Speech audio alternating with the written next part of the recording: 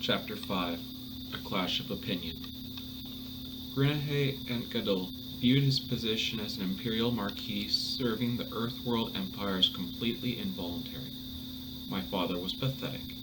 He played up his role as the wise man, forgetting his pride as a king and giving up his own throne. Grinehe was a direct descendant of the royal family, destined to be king, and yet his predecessor, the former king of Gadol, had offered vassalage to the empire and consigned his line to the humiliating rank of marquis. And what has that brought us? The empire stole half our land.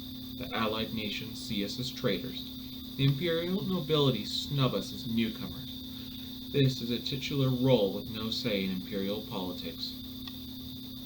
These were the seeds his father had sown, and Grinehe was left cleaning up this absurd mess. Grinehe, the person who should by all rights have been in line to be the next king of Gadol, if he'd stayed in the alliance and crushed the empire, Gadol would have been made even greater strides under my rule. This was Grinehe's ongoing pet theory, but children tend not to understand their parents' intentions. King Gadol had seen through the fact that his child lacked the wisdom required of a ruler, and that with the fall of the empire, the eastern continent would fall into an era of rivaling warlords, and Gadol would inevitably end with his son's reign.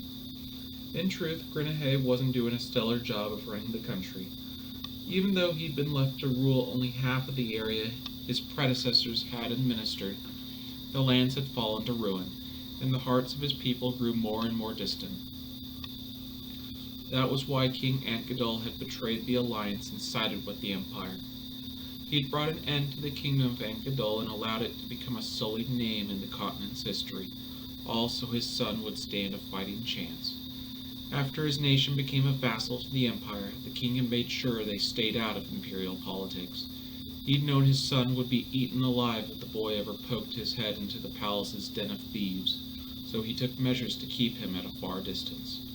But Grinehe took no notice, which wasn't surprising. If he'd been the type of person to come to this realization on his own, King Gadol wouldn't have made any of these decisions in the first place. Then earlier that summer, an opportunity fell in his lap. "Lord Grinehe, I have welcome tidings for you," a man named Owl had said. They had been first introduced to each other by a vassal.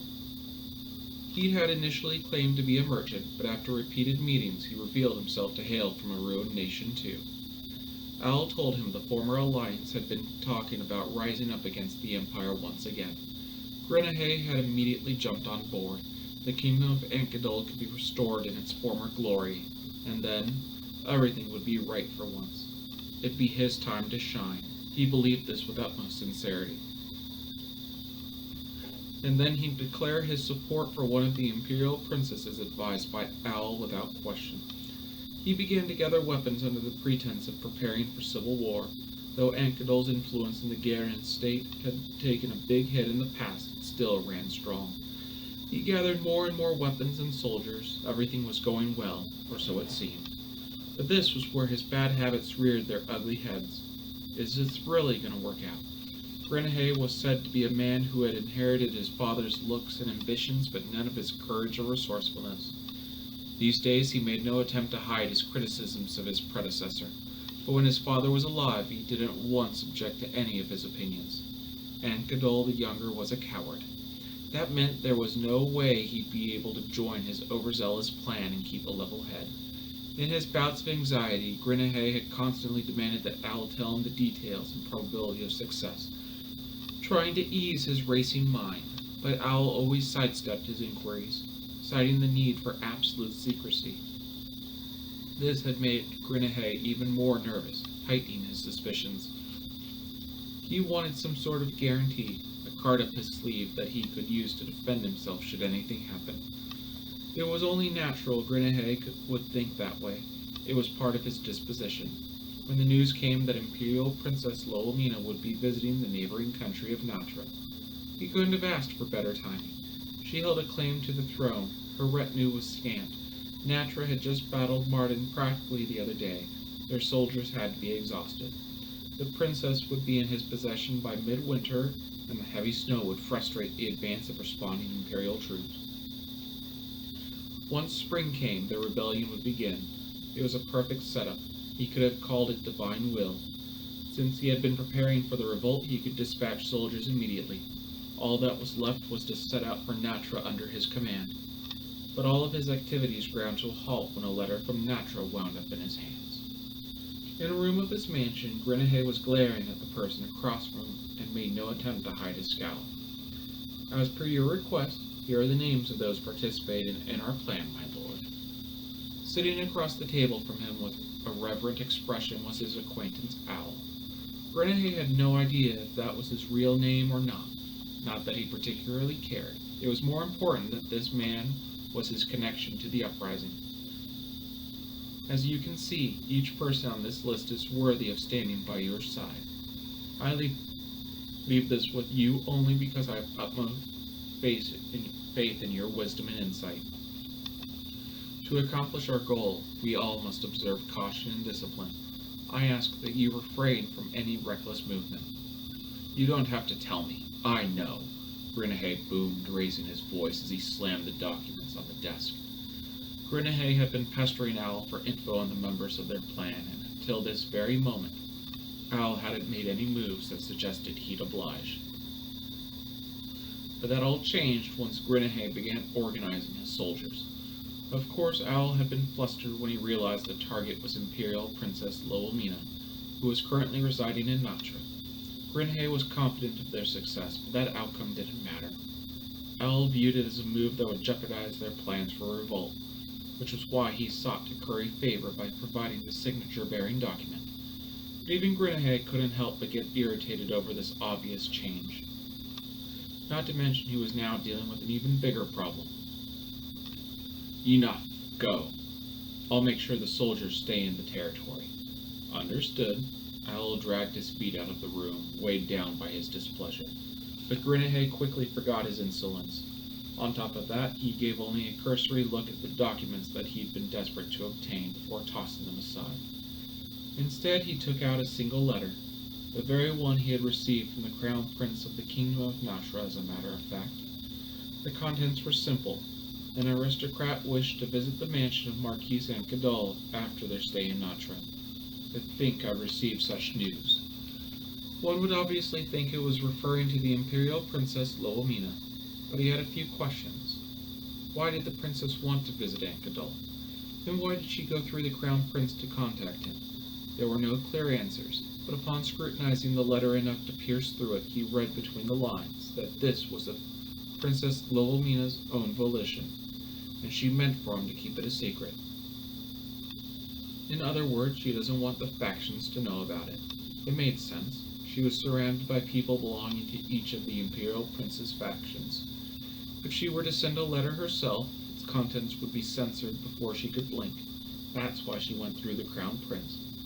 Well, that was assuming everything in the letter was true. I can't see any reason for Princess Lowelmina to want to come here. He approached it from every angle, but it was this point that he couldn't figure out, which was why Grinahé couldn't completely trust the message. Well, it would be more precise to say that if he'd been more creative with his approach, he might have concluded, mistakenly, that she was trying to maneuver the three factions and strengthen her own in the struggle for the throne. But in a brain steeped with misogyny, this thought wouldn't have occurred to him even in his dreams. Grinahé wanted to believe the letter. If it was all true, Princess Lowelmina would fall right into his hands without any need to send his army. It was a divine blessing that seemed to confirm his fated return as king. At the same time, it did cross his mind that this was too good to be true. Oh, what to do? He hemmed and hawed for a few days, but then his problems resolved in an unexpected way, thanks to the coincidental return of his son Geralt from the Imperial capital. Geralt Gadol was the Imperial poster child for wayward sons. He displayed no interest in politics, of course, nor in martial arts or academics. He did nothing all day except escape reality through romance. He'd gotten in trouble for it more than once, and he was the type of person who used his status to get out of it. Even Grinahé found it shameful. It seriously concerned him that such a lousy son could have come from his loins. But well, a son is a son, even if he had a bad reputation. Geralt was still his precious successor, and Grinnehay was optimistic he would change his ways sooner or later. He'd heard that his son had grown infatuated with Princess Lowelmina. When Geralt had gotten violent with another aristocrat at a soiree, she'd been the one to mediate. He had sent her gifts and letters ever since. When Geralt found out about the letter to his father, he'd exclaimed, "My feelings have reached the princess at last. She obviously wants to see me."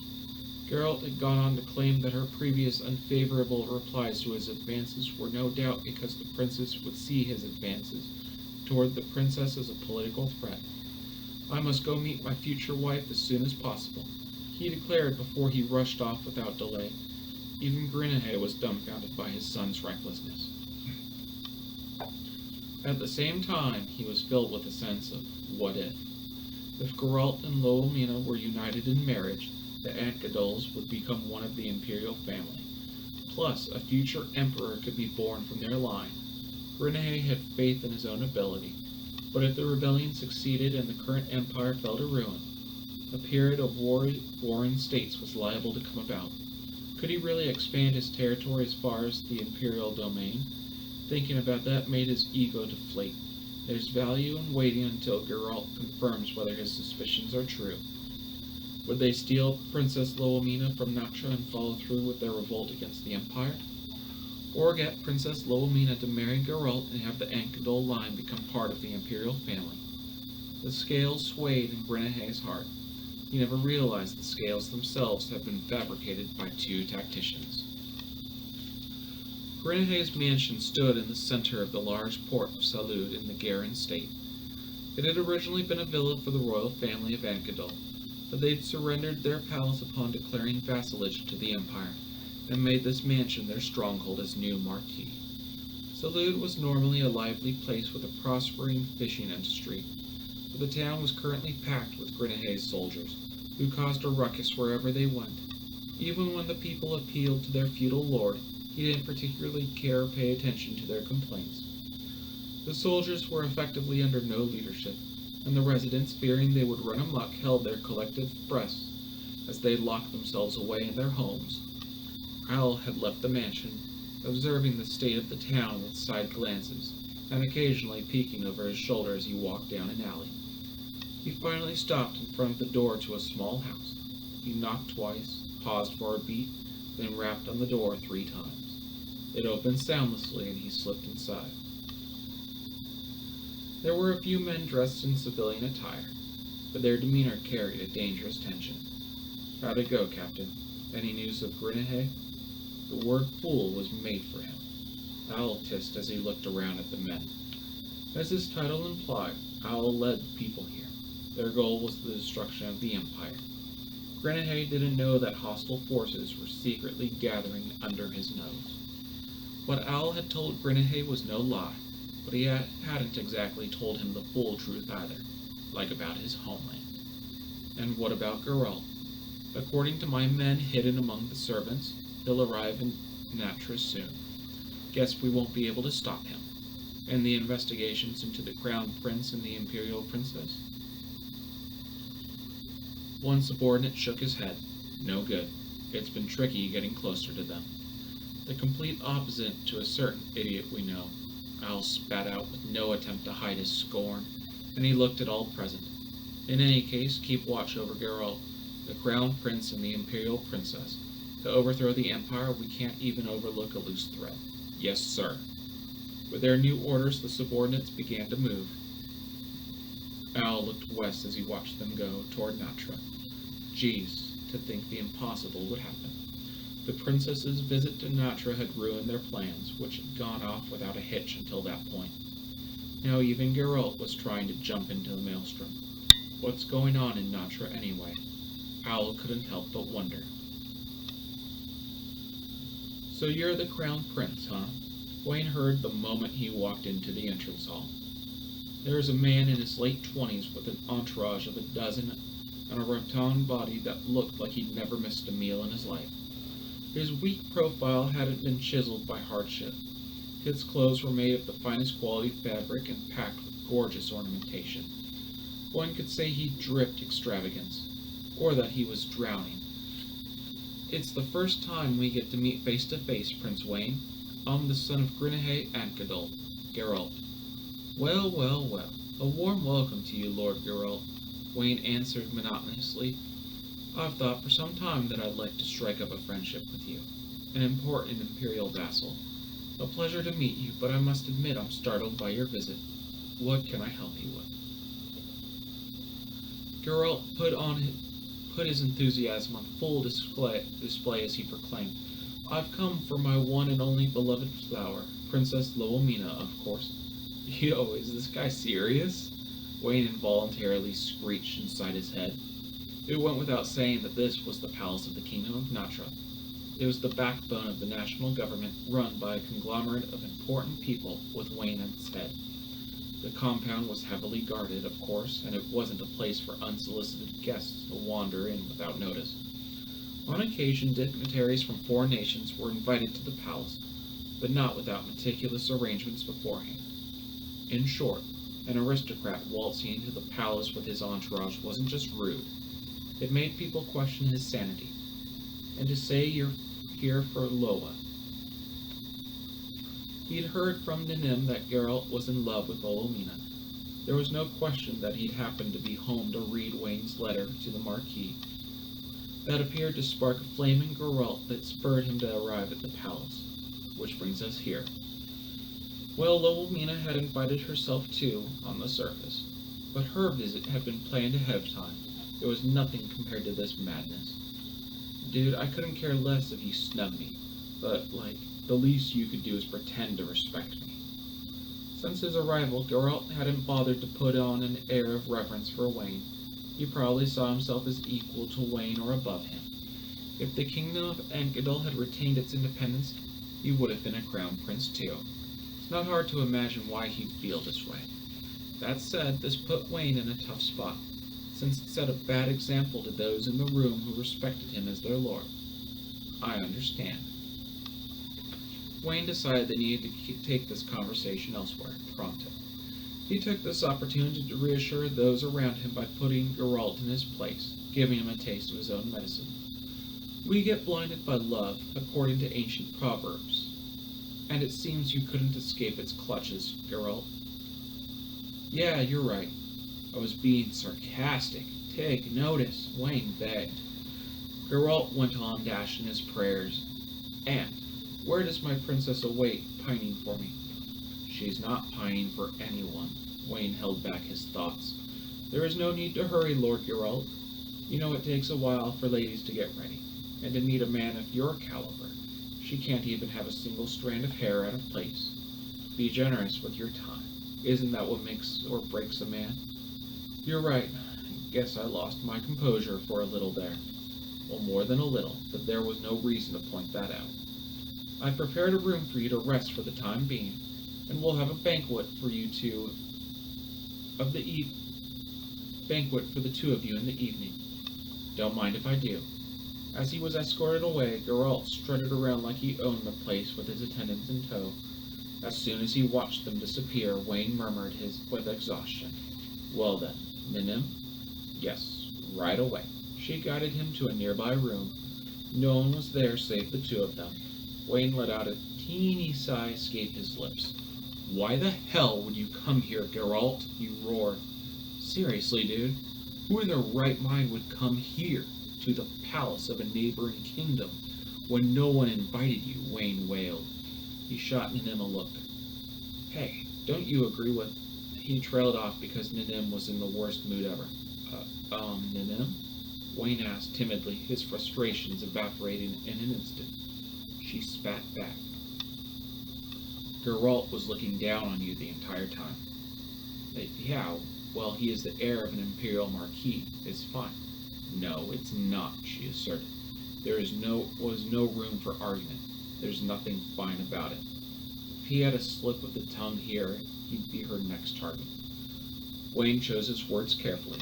Yeah, you're right. But you shouldn't be angry with him on my behalf, Ninim. You've got no right to tell me whom I can be angry with and why. But I do.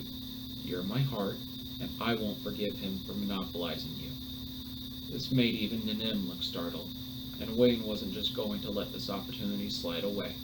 Besides, being mad will only make you slip up. Better to think of something that makes you happy. Like what? Wayne thought for a few seconds. Like me, he joked. Nanim adopted a serious expression and spoke quietly. Okay. Right on.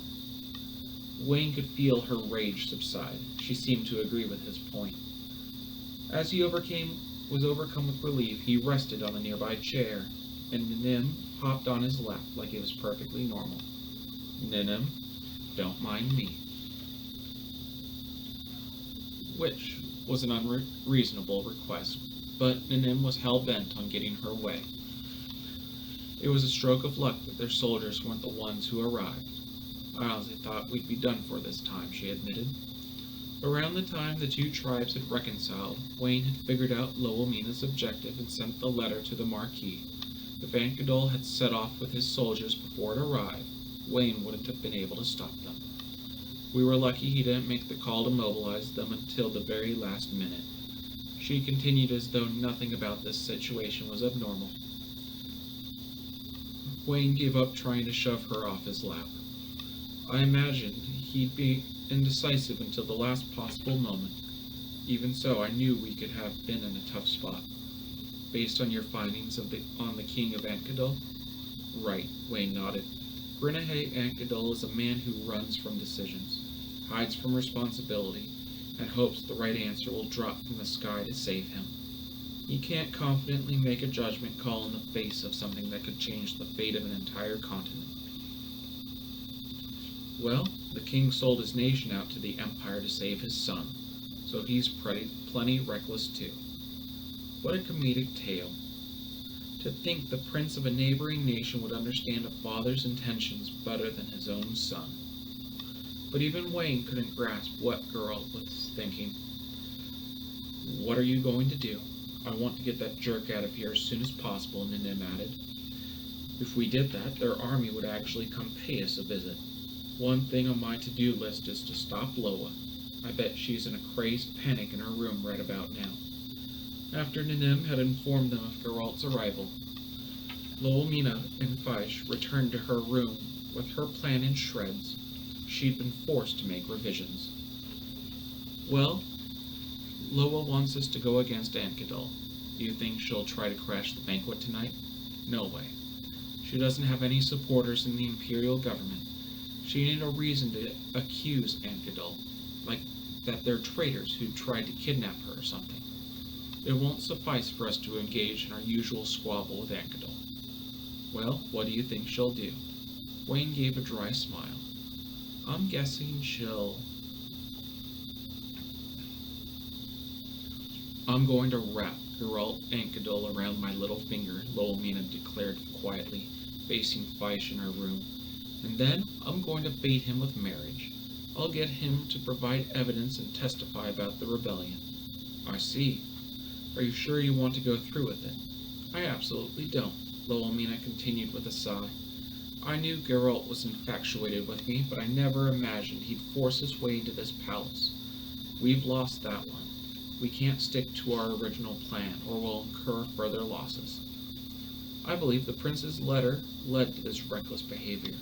Are you going to press him on that? I despise that this is going Wayne's way, but I'm sure he has an excuse ready. I'll leave it be for now. I won't get anything out of making Natra out to be a villain. After all, her top priority was to stop a rebellion set to wreak havoc across the entire eastern continent, and that wouldn't change, no matter what. I imagine Wayne is going to try to get Geralt and me to make contact at the banquet. Are you saying you'll cooperate with the prince? Well, yes. Our interests intersect on that point. But, Loamina continued, anything that happens afterward is a separate matter. I'll win Geralt over and spur him on. And then...